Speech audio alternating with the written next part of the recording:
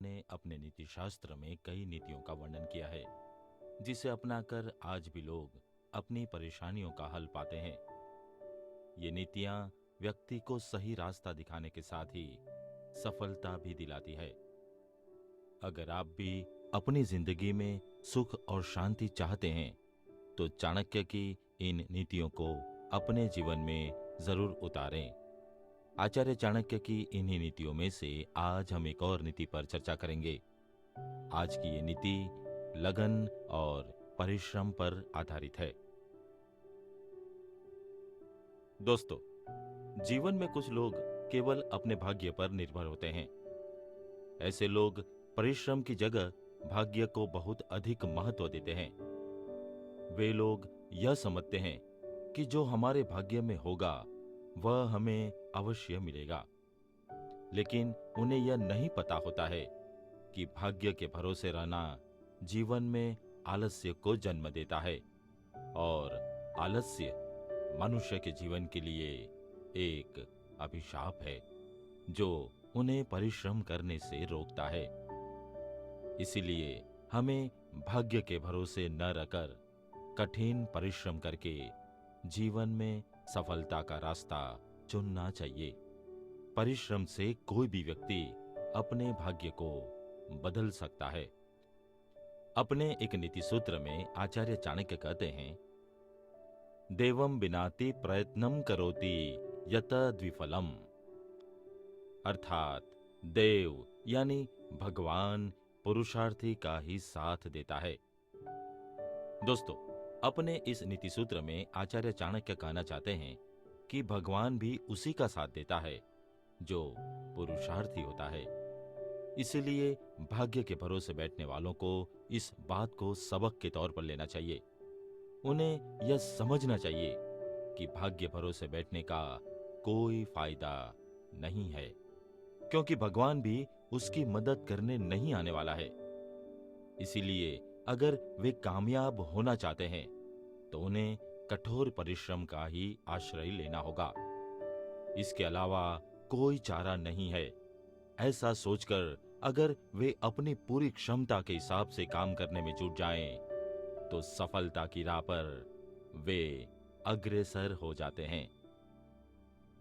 दोस्तों, दृढ़ निश्चय, सच्ची लगन और कड़ी मेहनत से हम हर बाधा पर जीत हासिल कर अपने सपनों को साकार कर सकते हैं। प्रतिभा किसी पहचान की मोहताज नहीं होती है। आज सच्ची लगन और कठोर परिश्रम के ऊपर मैं आपको एक सच्ची कहानी सुनाने जा रहा हूं।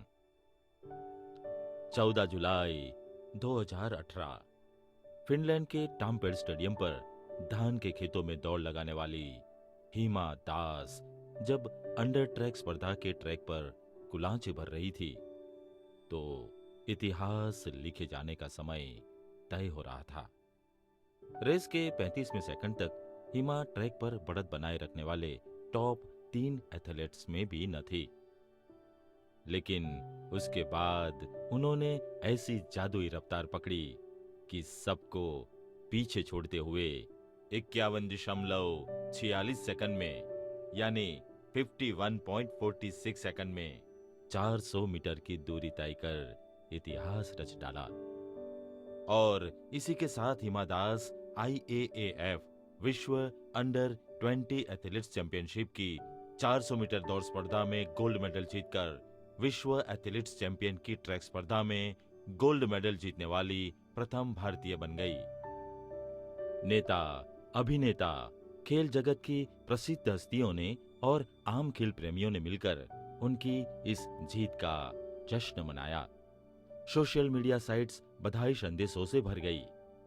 18 वर्ष की उम्र में हिमा के इस प्रदर्शन को देखकर फ्लाइंग सिख मिल्खा सिंह भावुक हो गए। एक अखबार में बातचीत के दौरान उन्होंने बताया कि जैसे ही वे जीती, मैं खुशी से उछल पड़ा। मेरे मुंह से निकला, जिंदा रह मेरा पुत्र, पुत्र तू देश दा नाम रोशन कीता। 9 जनवरी 2000 को असम के नौगांव जिले के एक छोटे से गांव डिंग में रंजीत और जोनाली दास के घर जन्मी हिमा बहन भाइयों में सबसे छोटी है। उनके पिता एक साधारण से किसान है जो चावल की खेती पर परिवार का गुजारा करते हैं। बचपन में वे सारे खेल खेलती थी, लेकिन गांव वाले उन्हें फुटबॉल खेलने को कहते थे। शायद इसीलिए कि उनके पिता भी अच्छे फुटबॉल खिलाड़ी रहे थे। न हिमा और न ही परिवार के किसी सदस्य ने एथलीट्स को कभी तवज्जो दी। पिता की आर्थिक स्थिति भी इतनी बेहतर न थी कि उन्हें खेलों में करियर बनाने के लिए जरूरी ट्रेनिंग मुहैया करा सके। फुटबॉल भी वे गांव के स्कूल के बिना घास वाले मैदान पर गांव के ही लड़के लड़कियों के साथ खेलती थी। उन्होंने गांव के बच्चों के संग मिलकर अपनी एक मोहल्ला फुटबॉल टीम भी बना ली थी। जीतने पर बतौर इनाम पेन या टॉफी मिलती, जिसे पाकर वे बहुत खुश हो जाती थी। बाद में वे जिला स्तर पर खेलने लगी। इनाम में 100 या 200 रुपए मिलने लगे। हिमा के लिए यह इनामी राशि बहुत बड़ी थी। वे फुटबॉलर बनने का सपना देखने लगी। वे चाहती थी कि नेशनल फुटबॉल टीम में उन्हें मौका मिले। जिला स्तर के टूर्नामेंट के दौरान उनके व्यायाम खेल टीचर ने देखा कि यह लड़की बहुत तेज दौड़ती है। उन्होंने हिमा को धावक बनने की सलाह दी। तब फुटबॉल को अलविदा कहकर वे एथलेट्स की व्यक्तिगत स्पर्धा में हाथ आजमाने लगी। मिट्टी के टर्फ पर कुछ महीनों अभ्यास करने के बाद उन्होंने राज्य स्तरीय प्रतियोगिता में 100 मीटर स्पर्धा में न सिर्फ भाग लिया बल्कि कांस्य पदक भी जीता। जनवरी 2017 में हिमा गुवाहाटी में एक कैंप में ट्रेनिंग के लिए गई। एक दिन सुबह प्रैक्टिस के दौरान कोच निपोन दास ने उन्हें ट्रैक पर दौड़ते देखा। उन्हें लगा कि यह लड़की तो कमाल की धाविका है। मौका मिला तो यह पूरी दुनिया को जीत लेगी। बस फिर क्या था, उन्होंने हिमा को ट्रेनिंग देने की ठान ली। हिमा के पिता बेटी को ट्रेनिंग दिलाने को तो राजी थे, पर समस्या खर्चे की थी। उन्होंने कोच निपोन दास से कहा कि वे हिमा के बाहर रहने और खाने पीने का खर्च नहीं उठा सकते। पर कोच को तो हिमा में असीम संभावनाएं दिख रही थी। वे चाहते थे कि देश को बेहतरीन खिलाड़ी मिले, इसलिए उन्होंने स्वयं ही सारा खर्च उठाने का निश्चय किया और हिमा को गुवाहाटी ट्रेनिंग सेंटर ले आए। अब कड़ी ट्रेनिंग का वक्त था।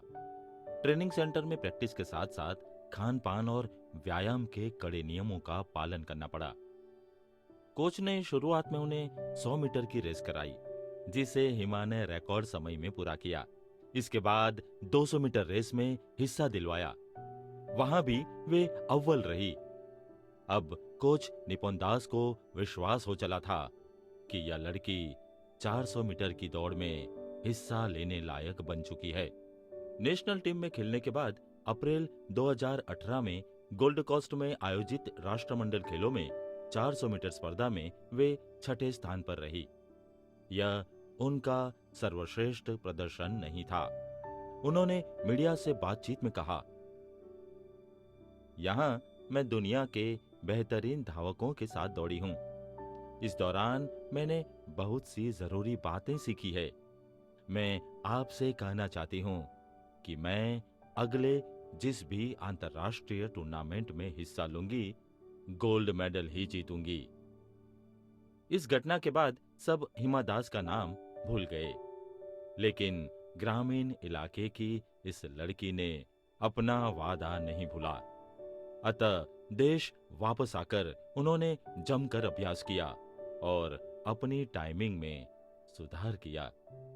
और फिर आया वह क्षण जब फिनलैंड में IAAF विश्व अंडर 20 एथलेटिक्स चैंपियनशिप में गोल्ड मेडल जीतकर उन्होंने न सिर्फ एथलेटिक्स के ट्रैक पर जन गण मन सुनने की भारतीय खेल प्रेमियों की पुरानी हसरत पूरी की, अपितु पूरे देशवासियों की आंख का तारा बन गई। प्रधानमंत्री ने जीत के उस क्षण को अविस्मरणीय कहा। असम सरकार ने तो उन्हें राज्य का खेल दूत बनाने का ऐलान कर दिया। डेंग गांव से फिनलैंड तक का सफर कठिन था, पर अपनी लगन और कठिन परिश्रम के बल पर हिमा ने अपना मुकाम पा ही लिया। जीत